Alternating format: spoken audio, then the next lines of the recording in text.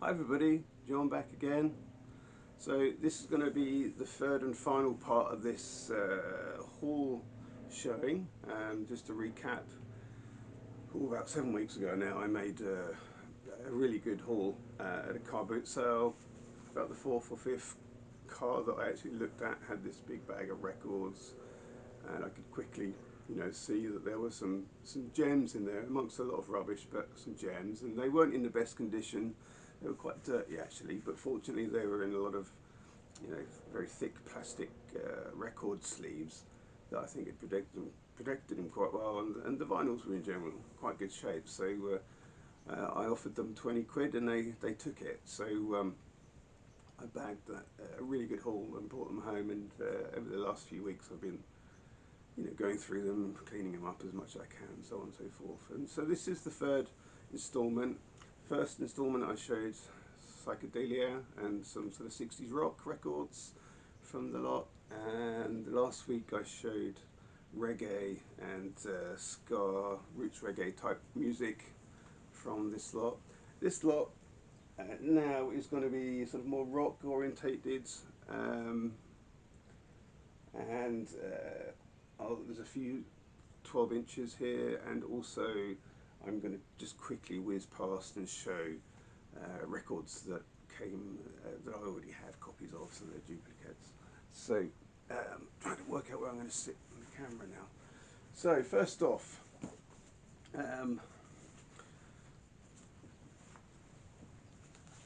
here we have John Lee Hooker. This was, I think, pretty much the only blues record in the bag. Lovely record. Been really enjoying this. So no, that's fantastic. Really, really good. Yeah, we'll see how many needle drops I do. Some of them are more interesting than others, I think. This one's quite an interesting one. So James Blood Ulmer. This is Blood. Are you glad to be in America? So this is, as far as I can tell you, I think he's sort of like a jazz guitarist.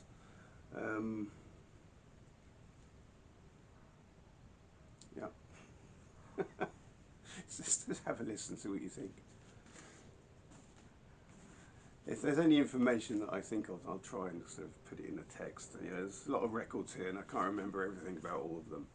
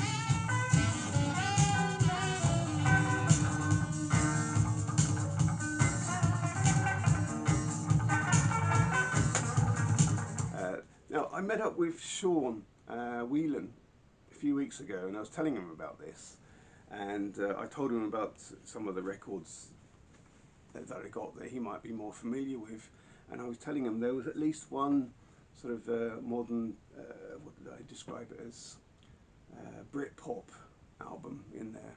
It's not a Britpop album at all, but I'm pretty much unfamiliar with this era of British pop music or rock music. So the record I was referring to was this. This is the Happy Mondays. What's the album called? It's called Bummed. Yeah, Happy Mondays Bummed. I don't know much about them. They were never really my thing. I know when I went to college they were popular. Always got some naked women on the inner sleeve. Records in really good condition.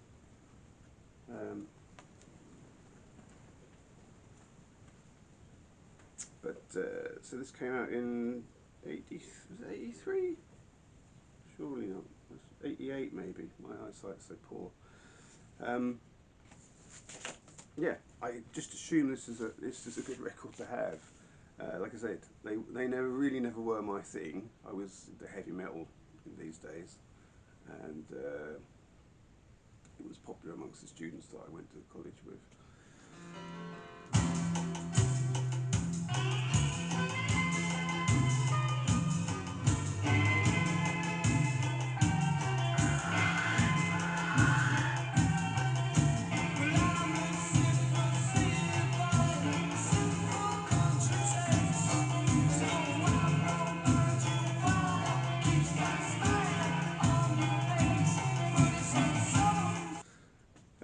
Right, here we've got, this one's an interesting one, Keith LeBlanc, Major Malfunction. I think this is his first album.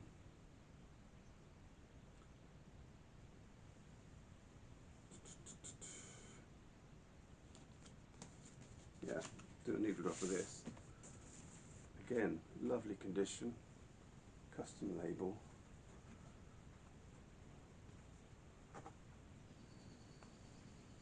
There you go.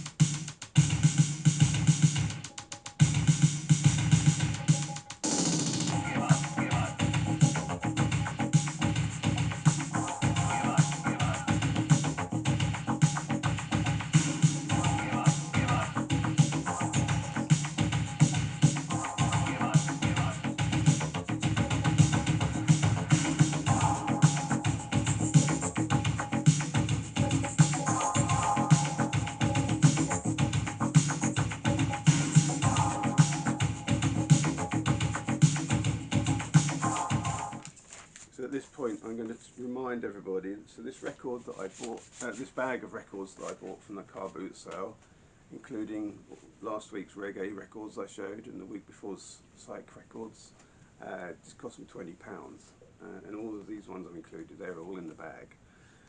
Here's one, Judas and Mary Chain. Now, as I understand it, this is a sort of a compilation, sort of like an odds and sods compilation, B-sides and more, it says. So it's called Barbed Wire Kisses.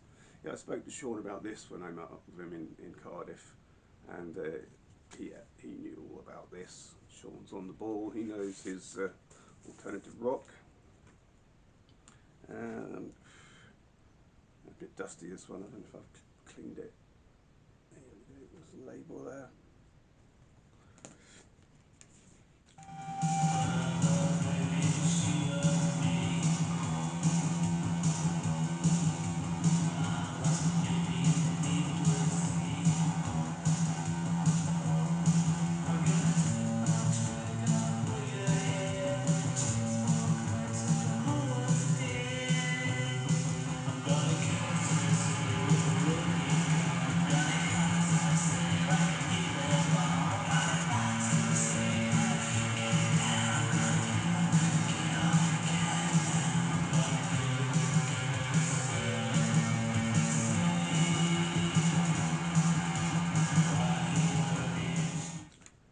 Jesus and Mary Chain, yeah, they've got sort of a cult status, haven't they? I don't think they were ever huge. They seem to be bigger now than what they ever were. Not technically not a goth band, but I know a lot of goths at the time were well into that sort of thing. Here's another band, The Sears, Psych Out. I've got a feeling I've had this record before and may have passed it on. It's sort of indie rock, I think, from Bristol. Yeah, there's a label there.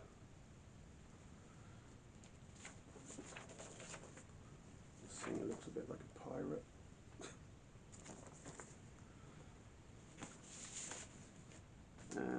This one, Elvis Costello and the Attractions, Punch the Clock. I'm not, the biggest Elvis Costello fan. People know my channel, know that I've got a little bit of a special relationship with him. special in that, here we go, F Beats is on. You know, I know Elvis Costello. He's an important man. He's made a lot of important records and all that sort of thing. I fully understand that. I try and listen to him every now and again. Every few years or so, I sort of go for a session where I try and really break into him. But it's a bit like, well, you know, if you've ever read a book and you're just not interested in it, and you find that you've read a couple of pages and you can't remember a single thing that's happened. That's my experience with Elvis Costello's music. And that's not me sort of, you know, being unkind to it. It's just the effect that it has on me. I just switch off for some reason whenever I listen to him and his bands. Which is a shame because, you know, I'm sure he's really, really good. But something about what he does just switches me off. There you go. So it's a slightly different vein. This was in here. That was pretty good. You know, I like 70s hard rock, and this is a double live album of Rainbow, Ritchie Blackmore's Rainbow. And I did not have this, so I was chuffed to bits for this. Pretty cool. This comes with the inner sleeves.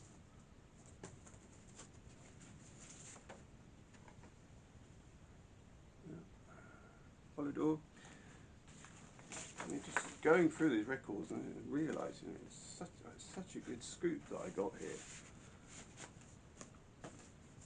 Now here's going to be a few 12 inches that came in here. Not all of them, but the ones that I think are, you know, mildly interesting. This is the Fall. I can't say I'm the biggest fan of the Fall. Hit the North. I think it's called, yeah, because there's different parts of it. Hit the North, Hit the North. I'm not really the biggest fan of the Fall. They're quite uncomfortable to listen to, I think. The singer, what was his name? I think it was Mark or something, wasn't it? He died in recent years. Anyway, so that's a 12-inch by them. And there's a second 12-inch by them too here. Where they do a cover of a Kinks song, Victoria. Guest Informant is called the second song. Tough Life Boogie and Twister.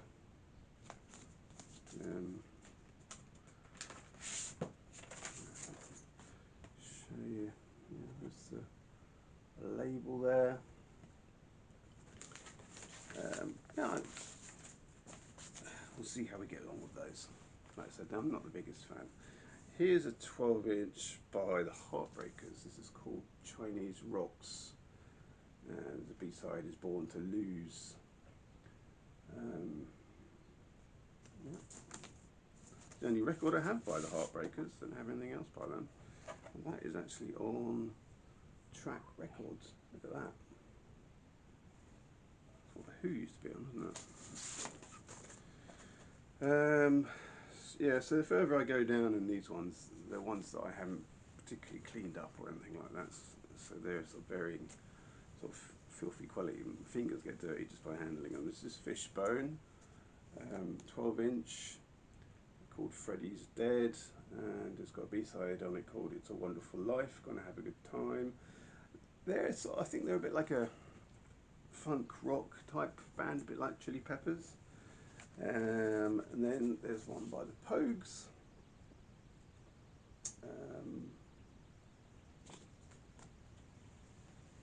Yeah, I don't know much about the Pogues. I've got one or two of their records, but yeah, there you go.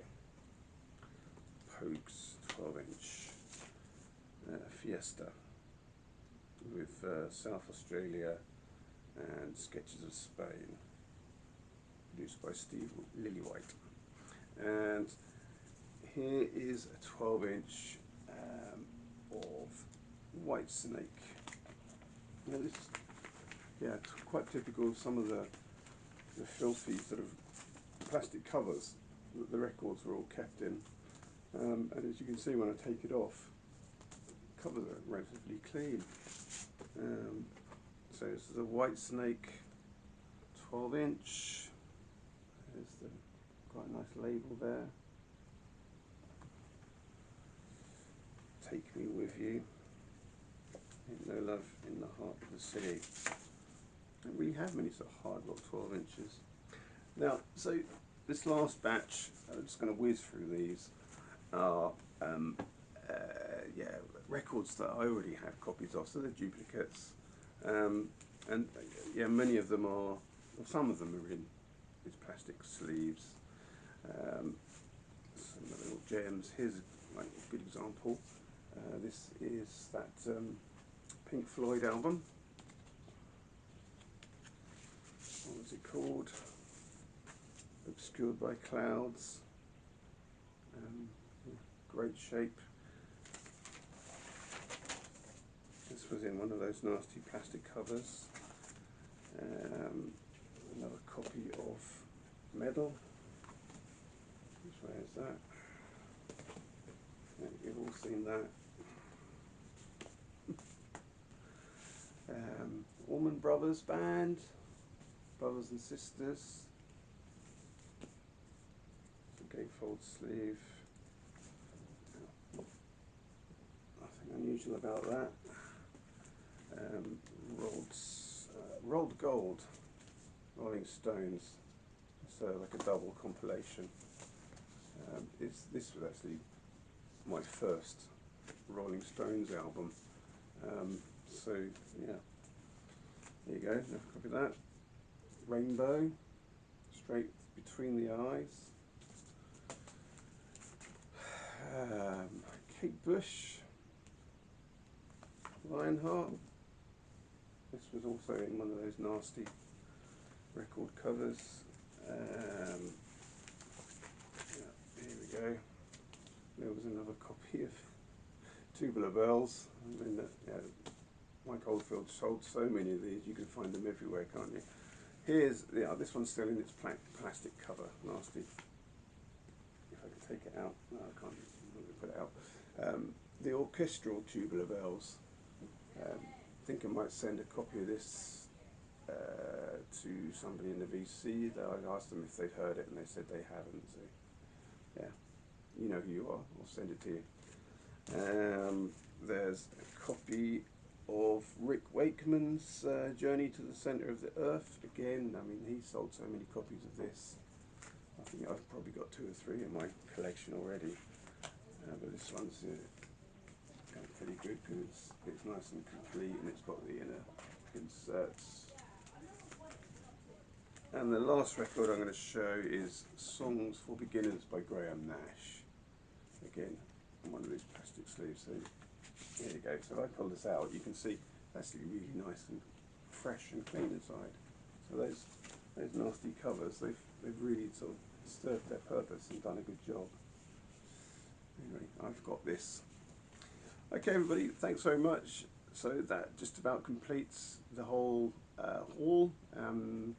There were a few more, but there's nothing, nothing of interest. Certainly ones I'm not going to keep or anything like that. Probably just, I don't know if I'll even give them to the charity shop because they were such, nasty things. But okay, everybody, I got loads of rock and loads of prog to show. So they'll be coming up within the next few weeks, I suppose. Thanks very much, everybody, for watching. I really hope you've enjoyed this. I must admit, ka-ching, I really struck lucky with this lot. Thanks very much. Bye.